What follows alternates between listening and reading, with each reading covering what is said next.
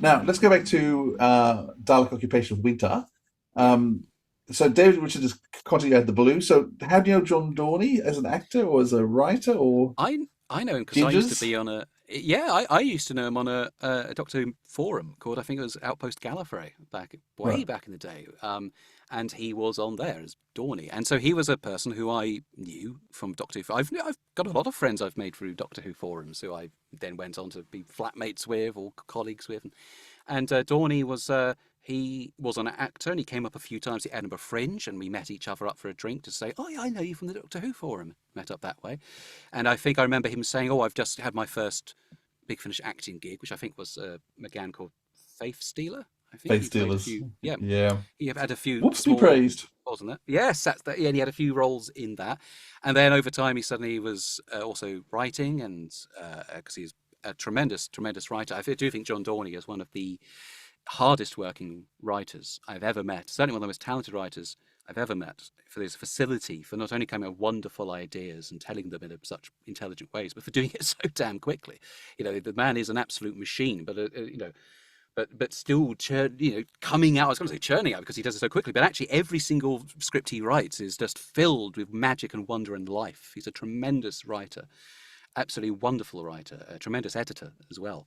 And I think he had, I had a couple of seasons of Wooden Overcoats under my belt by 2015, 2016, 17, and I think he'd recommended me as he had several writers to David Richardson, and in the end, I think they went, oh yeah, he's yeah okay, we'll try him out, see how he does, and I just grabbed it. I absolutely loved writing that script.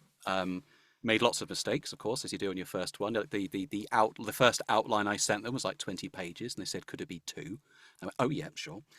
And then that story didn't quite work, and we changed the story quite a bit in those outlines. And then the script I wrote was like, I think the story is 2.5 hours. It's meant to be 100 minutes. And I think they said, okay, this is going a bit over. This is your first one, so we'll allow that. And the material is very good. But in future, could you make sure the episodes are 25 minutes, not 45? And yeah, absolutely, of course. But I loved writing that story. It allowed me to do things which I hadn't done before, but still get a bit of comedy in there. But the darkness and the themes of exploitation, the exploitation of younger people, exploitation of entire society, the idea that you could be doing something that's contributing to disasters and horrendous things happening elsewhere and be totally unaware of it. And what the weird morality of that is, they're all things I just sort of wanted to play with and see what would happen. And I think the Hartnell era is particularly well suited to those morally grey stories.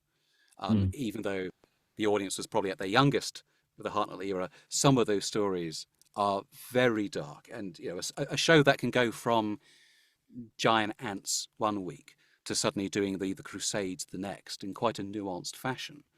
Like Hmm. a series that will give you that yelled conversation, that yelled argument between King Richard and Joanna in episode 3 of the Crusade, and somebody's gone, have you forgotten this is for children? They've gone, I don't care, it's great drama, and they just released it. That's an era that can do anything, the Yeah. Hartnell era. So writing a story set there with all that nuance. I'm sorry, I know I'm just going on and spewing stuff at you and just talking and talking, but I loved writing that script. I'm so glad people enjoyed it.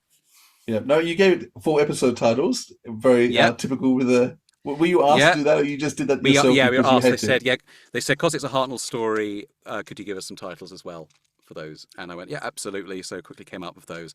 I can't remember what it was. I did give an episode title for Daughter of the Gods, the one episode which is set sort of which is led by Hartnell. The script said, can we have the Hartnell theme music? And here's the episode title. But I think they just used the Troughton music. But I can't remember what it was. I had an episode title for episode 2 of Daughter of the Gods just to make sure it was properly Hartnell worthy. Um, cannot remember what it was, but I thought, yeah, we need to. There are certain you want to make the stories broader and deeper and all the rest of it. But there's certain things you've got to do. There's certain things you have Yeah. to do. A Dalek must say exterminate. Hartnell episodes need their own titles, up until, of course, with the Savages, and then you do, of course. So John Dorney, did he do much? He was the script editor for your first piece of work. Did he Yeah, was how much did you have to collaborate with him? How much work? How much did he reject and throw back at you, or was it a pretty it easy process? it was. Yeah, I think the main thing was just sort of cutting it down to a manageable length and knowing how much you can put into an episode. And then David Richardson was also quite involved. I think it was bits of it. Actually, I remember the bits.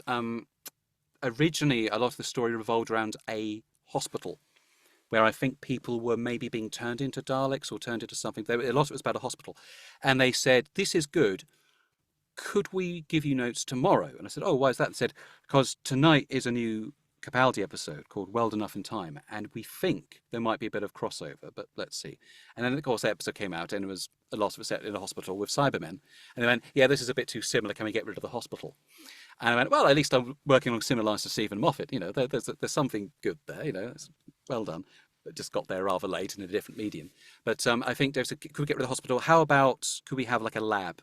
Like a lab, sort of like you remember the genesis of the Daleks, or the Doctor's surrounded by little horrible squiggly things. What about a lab with squiggly mutants in it? I went, yeah, great. That sounds really cool. And so that's where that subplot, I think, where Vicky turns up. But much of the rest of it was quite. Once the story was kind of set and I knew what I wanted. Dorney is a very good. He's a great editor. He is very sympathetic to what you're trying to do. He knows exactly how a 4-part story is going to work. He knows exactly how you can make it different, because he often tries to innovate and experiment with his scripts. And he sort of pushes you. He'll say, "Look, I know these lines sound good, but they don't actually make any sense. Could you change them or cut them?" And you go, "Yeah, of course, you're right." And then you do that. He's a wonderful collaborator, a terrific talent, John Dorney, and I've done a number with him.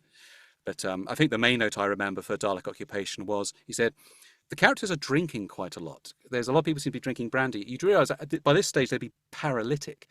Also, this is partly, we have to sort of go by BBC mandate. So can you cut all the references to drinking and alcohol, except for maybe one or two where they're dramatically justified? And I went, oh, okay, sure.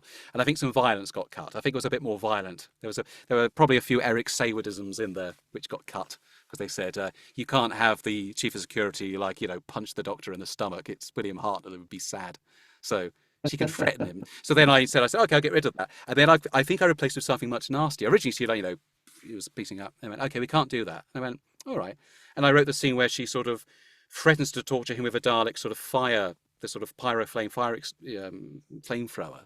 which I think is much, much nastier. Of course, she doesn't actually use it on him, but she threatens him with it. I think it makes for a much nastier and more frightening scene than the one I'd originally written. So I loved that note, because they said, oh, can we make it less violent? And I said, absolutely. And I just made it much more frightening. Now, did you get to go into the recording? Yes, I met Peter Purvis and Maureen O'Brien and the actors Sarah Powell and Robert Dawes, all the actors. And I was there for, I think, the second day. And again, it was just an absolute pleasure. It was Lisa Bowerman directed that. And, for my first recording for Big Finish, very warm, very welcoming. The actors are very nice about the script, and Peter and Maureen both said, "Oh, we love this one. This is really, really good. Getting to do all this, morally grey stuff, and it's really frightening and political, and it was a huge, huge fun. And I also got to enjoy one of those once legendary sort of Big Finish lunches, where they had these tremendous sort of 3-course meals made by people who worked there. And yeah, it was tremendous just to sort of hear it being done, and you learn so much as a writer from watching actors work and seeing what lines that might have sounded great in your head just thud in context, and then hopefully you can jump in and suggest alterations, or lines that actors visibly don't like, or the lines they visibly do like, and the scenes that they're enjoying as opposed to the scenes that they're doing because they're being paid to be there. And ideally you're going to try and do more of the former. You want, I would say one of the responsibilities of a writer really is try not to think about the audience and all the stuff you can't control. Just write dialogue that the actors are looking forward to doing at work. And if you can do that, there's a good chance the whole thing will be better and more energetic, and hopefully the audiences will like it as well. So you just do that. So just focus on what the actors are doing and watch what they're doing, how they're doing it, what bits they're enjoying, what bits they're struggling with, and always be on hand to, if asked, to present alternatives. I mean, they don't want you to just quickly jump in on the mic and go, I've got a new line, because that throws people off. But if the director turns to you and says, could we have an alternative on that? You just go, yes. And you do it, because everyone's trying to do a good job. Everyone's trying to do the best work they can on that day, and your job is to try and help them to do it. So being in the recording, I think, is very important for a writer, if they can attend and if they're invited.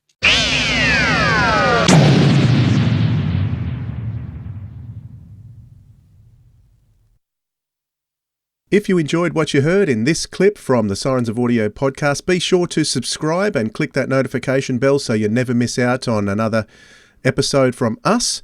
And if you want to find out more about us, including our back catalogue of episodes, you can head over to sirensofaudio.com.